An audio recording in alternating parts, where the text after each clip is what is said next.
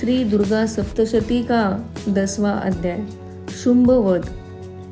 मैं मस्तक पर अर्धचंद्र धारण करने वाली शिव शक्ति स्वरूपा भगवती कामेश्वरी का हृदय में चिंतन करती हूँ। वे तपाए हुए सुवर्ण के समान सुंदर है। सूर्य, चंद्रमा और अग्नि ये ही 3 उनके नेत्र हैं तथा वे अपने मनोहर हाथों में धनुष, बाण, अंकुश, पाश और शूल धारण किए हुए हैं। ऋषि कहते हैं, राजन, अपने प्राणों के समान प्यारे भाई निशुंभ को मारा गया देख तथा सारी सेना का संहार होता जान शुंभ ने कुपित होकर कहा, दुष्ट दुर्गे, तू बल के अभिमान में आकर झूठ मूठ का घमंड न दिखा। तू बड़ी मानिनी बनी हुई है, किंतु दूसरी स्त्रियों के बल का सहारा लेकर उड़ती है। देवी बोली, ओ दुष्ट, मैं अकेले ही हूँ। इस संसार में मेरे सिवा दूसरी कौन है?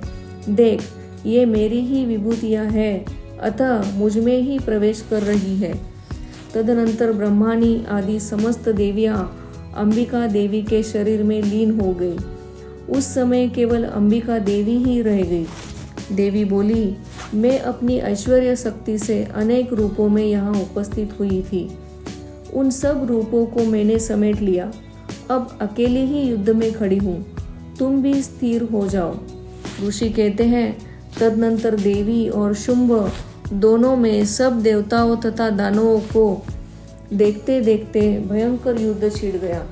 ऋषि कहते हैं, तदनंतर देवी और शुंभ दोनों में सब देवताओं तथा दानवों के देखते देखते भयंकर युद्ध छिड़ गया।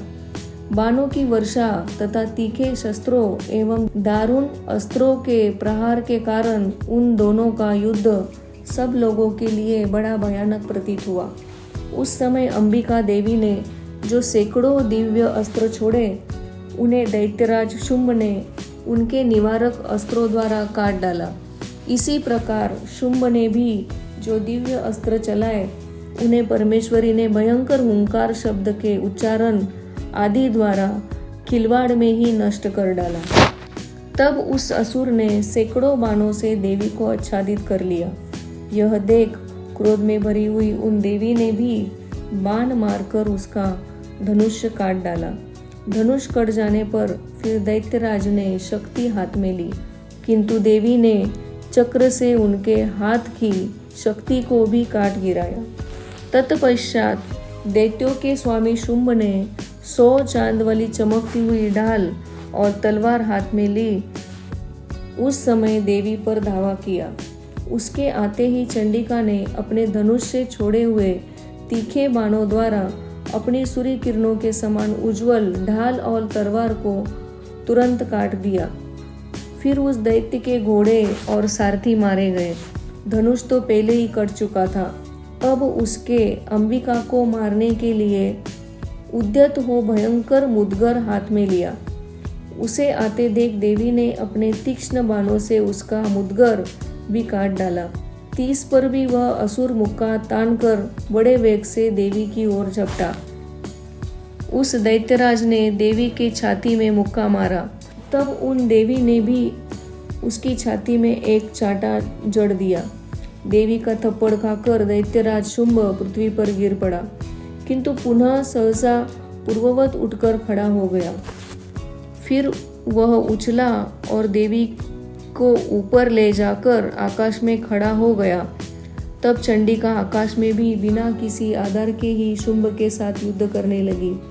उस समय दैत्य और चंडिका आकाश में एक दूसरे से लड़ने लगे। उनका यह युद्ध पहले सिद्ध और मुनियों को विस्मय में डालने वाला था।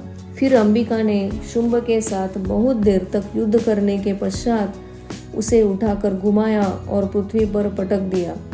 पटके जाने पर पृथ्वी पर आने के बाद वह दुष्टात्मा दैत्य पुनः चंडिका का वध करने के लिए उसकी ओर बड़े वेग से दौड़ा। तब समस्त दैत्यों के राजा शुंभ को अपनी ओर आते देख देवी ने त्रिशूल से उसकी छाती छेद कर उसे पृथ्वी पर गिरा दिया। देवी की शूल की धार से घायल होने पर उसके प्राण पखेरु उड़ गए। और वह समुद्रों, द्वीपों तथा पर्वतों सहित समूची पृथ्वी को कपाता हुआ भूमि पर गिर पड़ा। तदनंतर उस दुरात्मा के मारे जाने पर संपूर्ण जगत प्रसन्न एवं पूर्ण स्वस्थ हो गया तथा आकाश स्वच्छ दिखाई देने लगा। पहले जो उत्पात सूचक मेघ और उल्कापात होते थे वे सब शांत हो गए तथा उस दैत्य के मारे जाने पर नदियाँ भी ठीक मार्ग से बहने लगी। उस समय शुंभ की मृत्यु के बाद संपूर्ण देवताओं का हृदय हर्ष से भर गया और गंधर्वगण मधुर गीत गाने लगे। दूसरे गंधर्व बाजे बजाने लगे और अप्सराएं नाचने लगी। पवित्र वायु बहने लगी।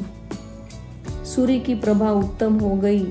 अग्निशाला की बुझी हुई आग अपने आप प्रज्वलित हो उठी तथा संपूर्ण दिशाओं के भयंकर शब्द शांत हो गए।